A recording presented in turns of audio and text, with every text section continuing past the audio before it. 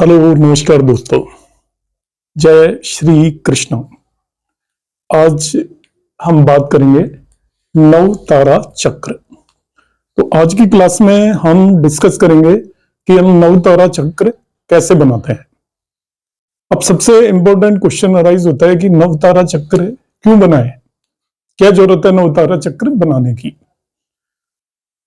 तो एस्ट्रोलॉजी में जो सबसे इंपॉर्टेंट दो फैक्ट है वो है कि हम कोई भी प्रेडिक्शन देना चाहते हैं तो हमें दशा अंतर दशाओं के फल निकालना आना चाहिए, और सेकंड जो इंपॉर्टेंट पार्ट है वो हमें ट्रांजिट अप्लाई करना आना चाहिए। अब दशा अंतर दशाओं के फल निकालने के लिए बहुत सारे कॉम्बिनेशन है। लघु पाराशरी को हम पढ़ते हैं और भी पाराशरी में कॉम्बिनेशन है, या फल दीपिका से भी हम फल निकालने की कोशिश करते हैं। वो बहुत ही ज्यादा कॉम्प्लिकेटेड है।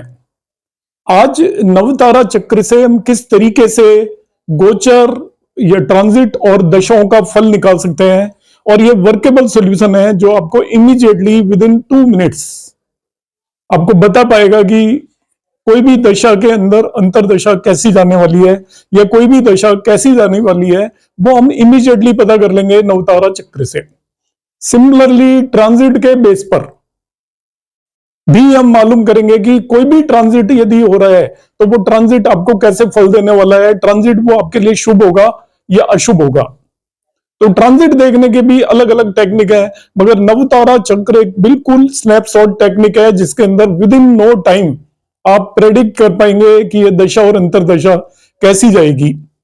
तो मैं आगे बढ़ता हूं अब इस टॉपिक पर, फिर मैं आपको इसी उसमें बताऊंगा कि हम किस तरीके से दशा फल निकाल सकते हैं यूजिंग नवतारा चक्र, और फिर गोचर का हम किस तरीके से रिजल्ट निकाल सकते हैं। तो नवतारा चक्र एक्चुअली बनाया किस तरीके से जाता है, उसके लिए हमें ऑल 27 नक्षत्रों की जानकारी होनी चाहिए।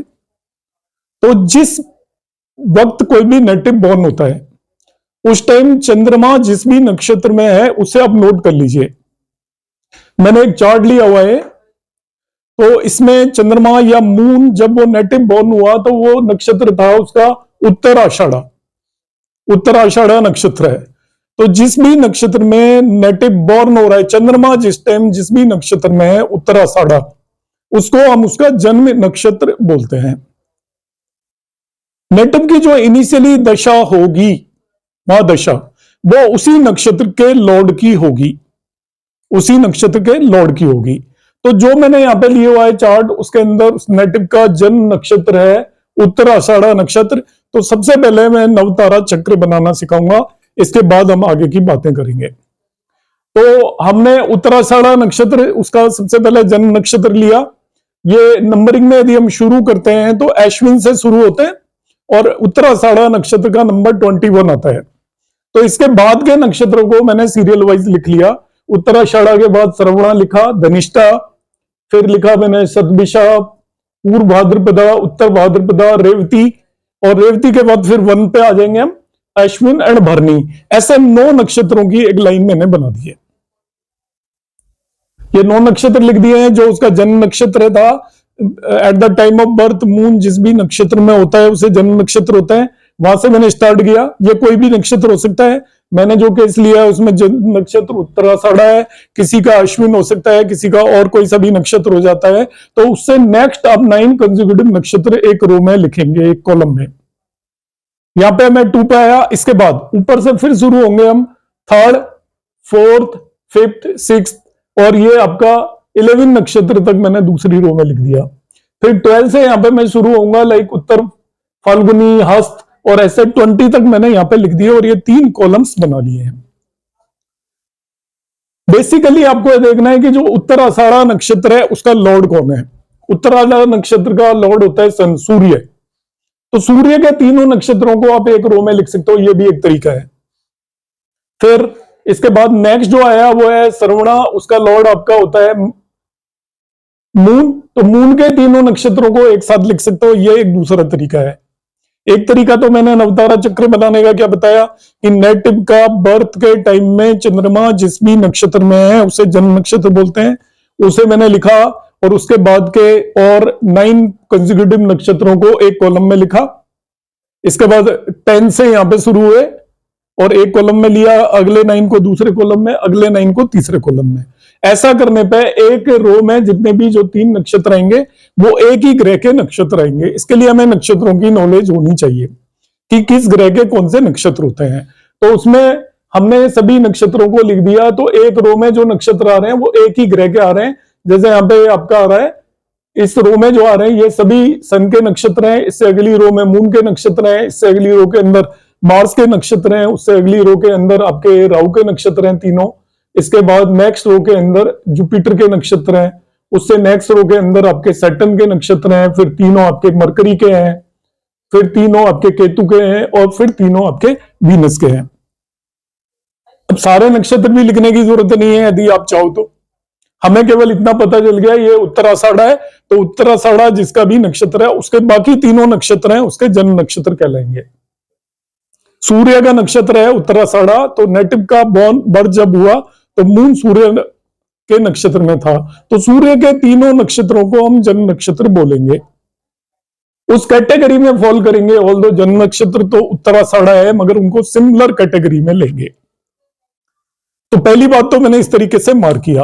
अब इन नक्षत्रों को हम नाम क्या देते हैं? चंद्रमा जिस नक्षत्र में था उसको जन्म नक्षत्र बोलते हैं, उससे नेक्स्ट वाला जो नक्षत्र होगा उसको बोलते हैं संपत, उससे नेक्स्ट होगा उसको बोलते हैं विपत। जन्म नक्षत्र तीसरा विपत है, चौथा होगा वो होगा क्षेम, फिफ्थ वन होगा प्रत्यारी, सिक्स्थ वन होगा साधक, सेवेंथ वन होगा वध, एट्थ वन होगा मित्र, और नाइन्थ वन होगा अतिमित्र। इनमें से कोई भी नक्षत्र आपको पता करना है, वो बहुत आसान है कि इसका जन्म नक्षत्र 21 था। अब आपको पता करना है कि इसका संपत नक्षत्र कौन सा होगा, तो उसमें वन ऐड कर दीजिए। नेक्स्ट वाला संपत होगा, तीसरा विपत होगा, चौथा आपका क्षेम होगा, प्रत्यारी होगा, साधक होगा, वध होगा, मित्र होगा, अति मित्र होगा। इनकी हमें जानकारी होनी चाहिए। ये 9 तरीके के तारे हैं, ये 9 है टोटल, इसलिए इसको नवतारा चक्र बोलते हैं। देयर आर 9 नक्षत्रास, नक्षत्रास को हम तारा बोलते हैं एक्चुअली। तो ये 9 नक्षत्र हो गए। इनमें आपको क्या ध्यान रखना है कि मैंने 9 नक्षत्र बनाए, अब इसका नवतारा चक्र तैयार है। क्या तैयार हुआ? इसका जन्म नक्षत्र, सन के सभी नक्षत्र जन्म नक्षत्र हैं। संपत के ये ट्राइन होता है, 3 नक्षत्र आते हैं उसमें।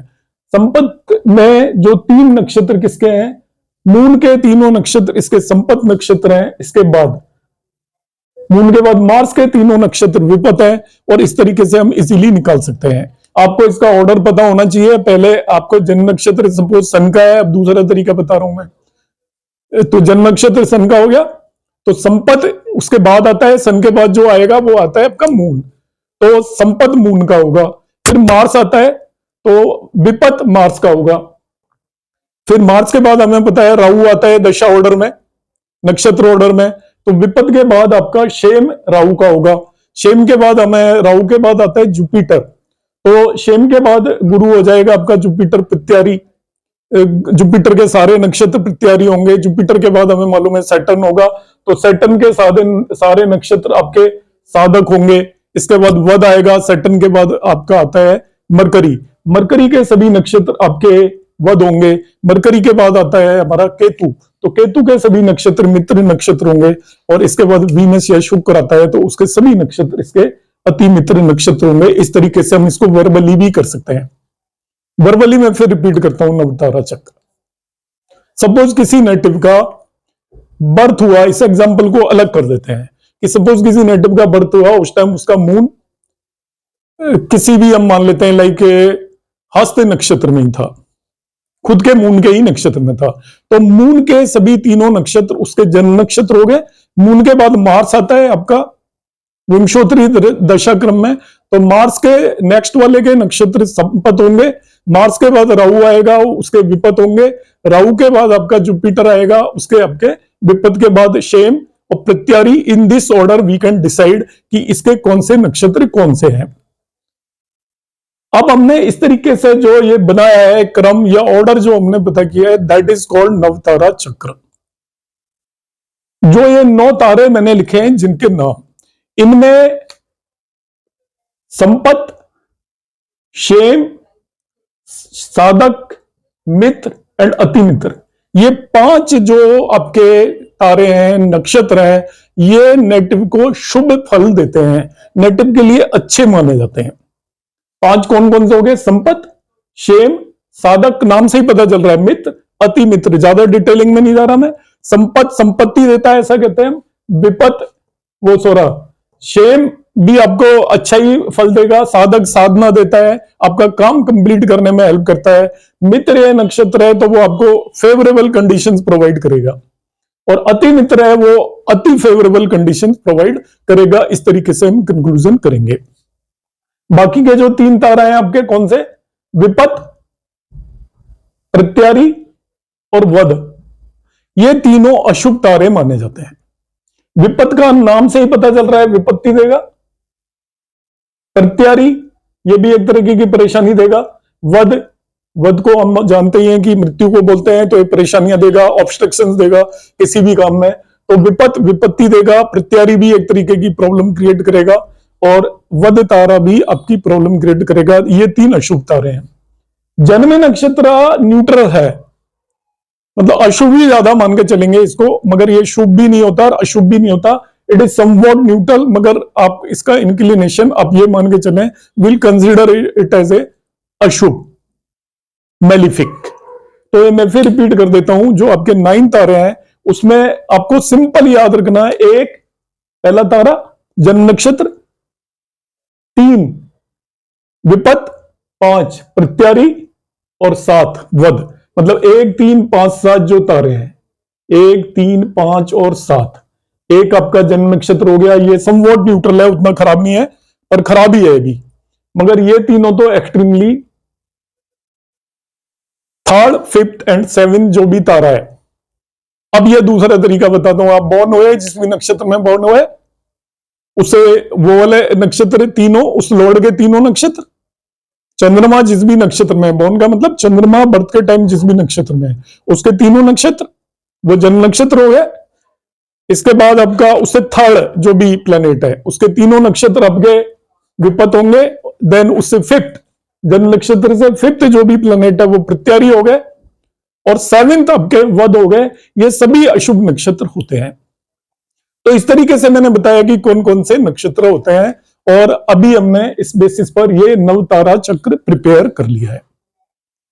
अब मैं नेक्स्ट इसमें आपको बताऊंगा कि हम इस पर्टिकुलर केस में नवतारा चक्र बनाने के बाद हम दशाओं का फल किस तरीके से देखेंगे और गोचर का फल किस तरीके से देखेंगे। तो आप इसको एक बार प्रॉपरली समझ लें कि हमको नवतारा चक्र किस तरीके से बताना है। तो कमिंग क्लास में मैं आपको दशा, और उससे नेक्स्ट क्लास में मैं आपको ट्रांजिट का एप्लीकेशन बताऊंगा ऑन द बेसिस ऑफ नवतारा चक्र। आपको मेरी ये वीडियो कैसी लगी आप अपने कमेंट जरूर भेजिएगा। यदि पसंद आई हो तो लाइक और शेयर करना ना भूलें। जय श्री कृष्ण, नमस्कार।